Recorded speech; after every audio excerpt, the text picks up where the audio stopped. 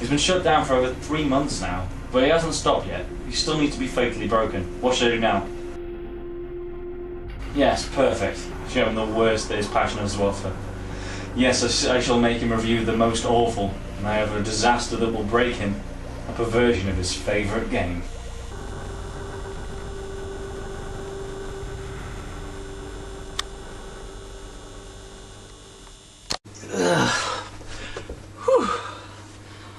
A new set.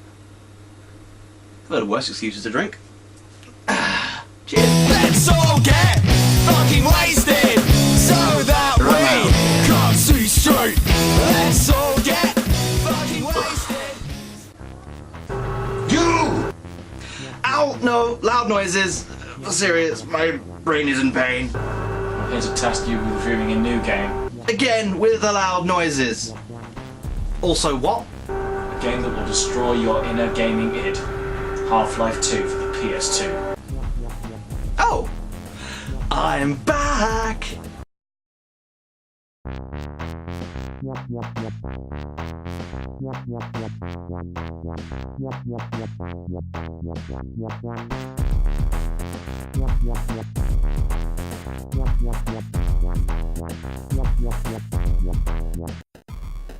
Gavites Games. Hello world, welcome to Gavite Games. The original Half-Life was released in 1998 to critical acclaim. It was praised for having first-person shooter action and puzzle platforming. And also the way in which the story was told was a huge innovation for the time as well, because it uses scripted in-game sequences rather than the usual cutscenes, which kept the player more immersed in the game. Now this was Valve's first ever game. It established the company's ability to make amazing games because, I don't know about you, but I've never played a bad Valve game. But today we are not talking about the 1998 PC gaming classic. Oh no. We're talking about the PS2 port from 2001. Now, I know what you're thinking. Half-Life for the PS2? What name so? Or something less poetic with the same general thought pattern. And you'd be right in thinking that, because as I found out trying to find footage for this bloody game, it's kinda rare. But with a good reason. It was originally developed for the ill-fated Sega Dreamcast. But as Sega's Dream died quicker than Sonic's top speed, this left Valve and Sierra with a mostly complete game with no console to play it on. So it was hastily converted for the PS2 and released with basically no advertising, leading to becoming kind of rare. Well, enough of the game's patchy history. What's it like to play? The controller setup is weird and takes some getting used to. The primary and secondary fire buttons are where you expect them to be on a console FPS, R1 and R2.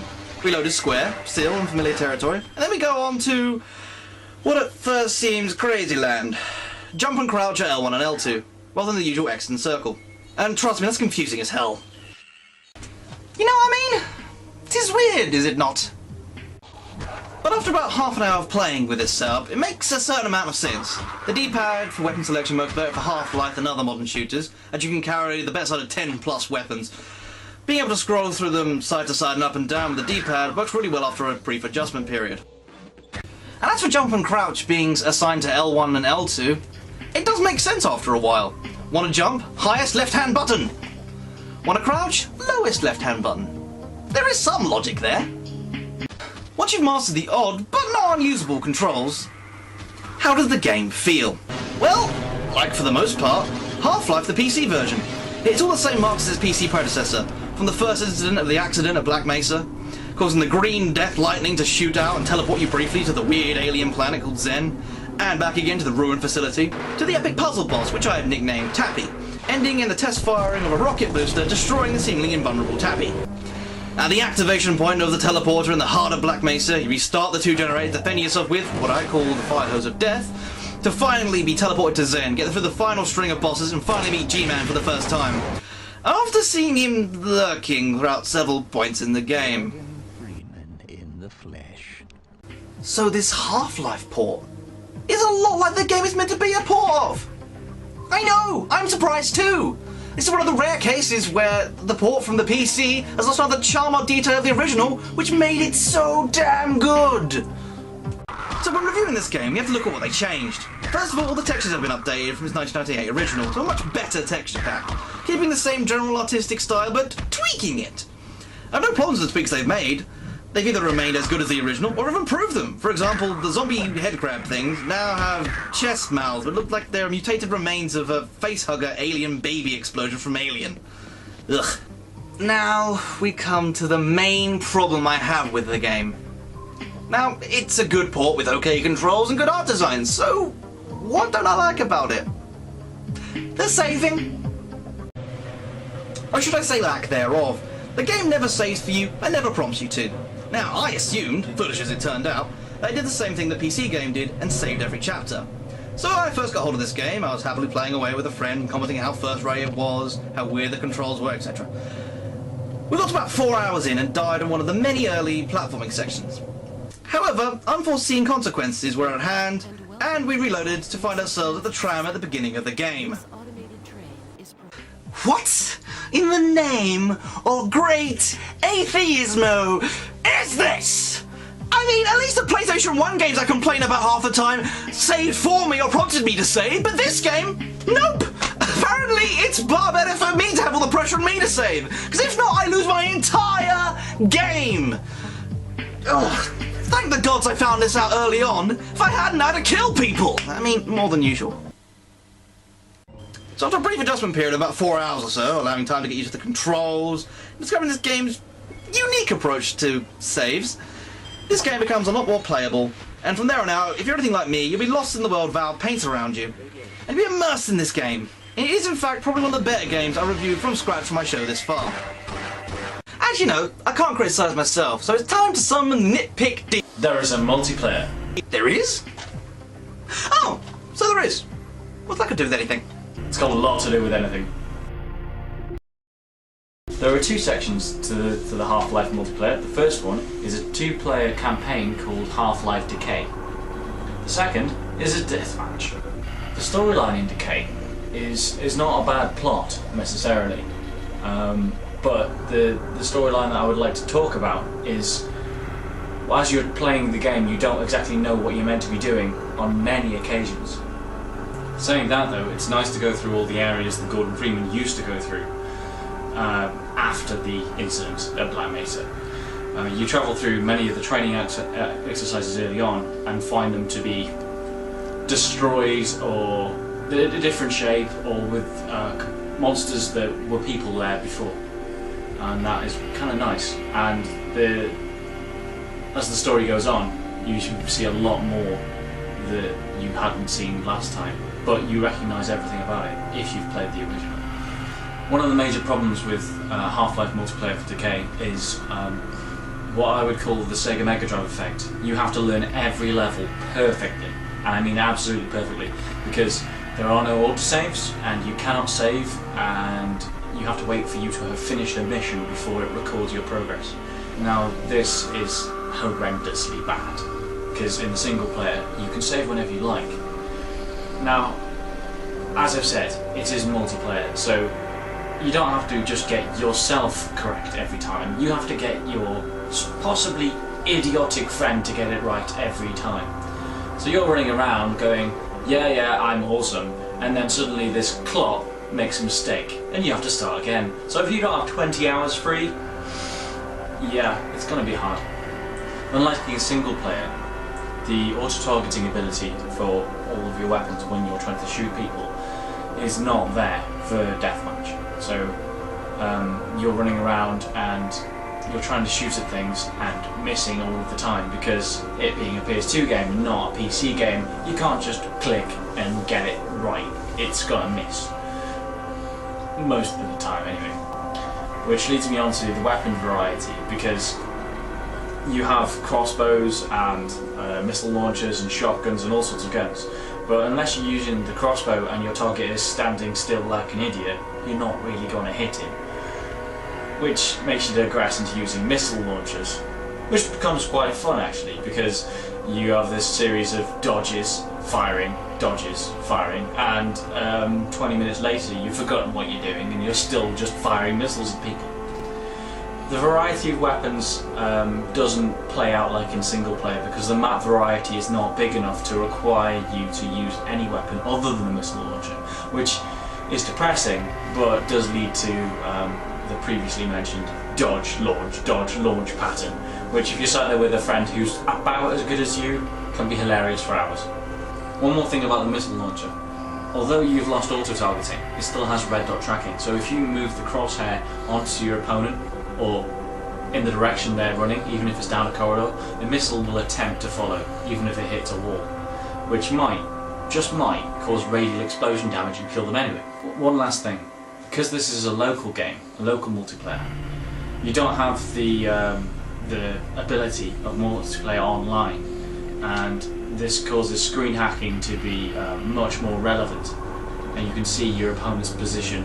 This makes large, small, any size of map irrelevant, and you can semi-predict where the location is on the map, especially if you can see something that you've just fired explode in a corner next to them, and you're just like, oh, he's there. You run in, and it's just a game of cat and mouse with very big guns. Okay. And now, as you know, I can't criticise myself, neither can my captor apparently. So now it's time to... Wait a second.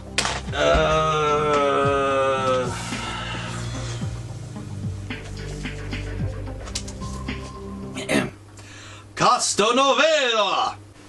I am the nitpick demon. I am a gorgonzola-like entity from...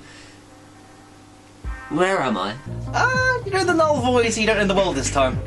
Oh, right, of course. So it's not because you wrote me out last series and need to find a way for me to come back because your views dropped off after... Shut it! Shut it! Fine.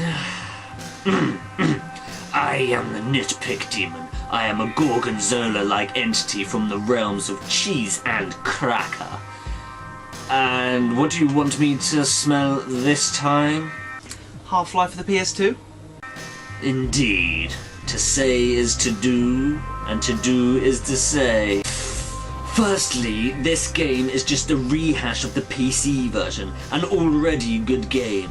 Anything you have said in this one's praise is essentially, it's like the PC version, which in itself is not a compliment, more of a, I like what it should be. The problems are found when taken as its own game. For example, it is much harder to get people to follow you in the game. You would think with 3 more years worth of development after the PC game's release, they would have at least improved the AI. Another problem is the small things they have changed. During the start-up sequence, you can no longer wander around the cab, pacing yourself away. No, you have to stand there and listen to what that droning bint has to say, rather than drowning her out with the footsteps of your depression. Also, unlike the PC game, some doors have buttons to open them whilst others don't. Continuity? What's that? One thing that does baffle me is how come you like this game when its horrific stance on checkpoints? Haven't you thrown games into the dogs for doing less? Now, onto the multiplayer aspect with your new, friend. You! Mark my words, sir. Mark them well. You are making a very powerful nemesis today. I shall not be forgetting this, and one would be wise to never underestimate my endless power. You make the large one seem almost tolerable. I digress. But nevertheless, the multiplayer game barely even works. During the one-on-one deathmatch, it really plays like a slightly more broken GoldenEye. The controls in the single player use lock-on, making it easier for even a senseless moron with 2 fat thumbs who attempts to present a half-arsed review show to actually hit something. However, when in the deathmatch the lock-on has been switched off, making accurate aiming a shambles, the punchline of which is who got to the good gun first on the map. onto the co-op game. Though it does expand the story of Half-Life, it is completely unnecessary, adding very little to the main plot, other than explaining who owned the other two suits in the locker room, which does raise the question of where the ladies' changing room in Black Mesa is. Do they have a unisex changing room? Moving on. The two-player campaign is far too difficult. It relies on you having played the single-player game first, as the difficulty starts out the same as Half-Life single-player does, but quickly ramps up to the end-game difficulty, rather than the steady progression from the original. The main problem is that when your friend runs ahead only to be struck down by their own incompetence, the game, rather than letting you run over to their aid, only to teabag their dead arse for being such an incompetent moron, you are thrown back to the stage select screen to bathe in the failure of your homeless attempts of cooperation, aka you sucking bowels. Which is the stupidest thing I've ever heard, in every sense of the word. So, perhaps one day I'll find a game laudable of the nitpick demon, but I severely doubt it. Right, with both of them out of the way, this is a damn good port of the 1998 classic. If you can find yourself a copy, pick one up. But seeing as the original and best Half-Life is like £6 on Steam, it does seem a bit weird telling you to pick this up. But if you've got a PlayStation 2, gathering dust in the corner, and you don't want to mess around with that Steam thing, this is a damn good way to experience the incident at Black Mesa. I'm Gavite, the entire old layer.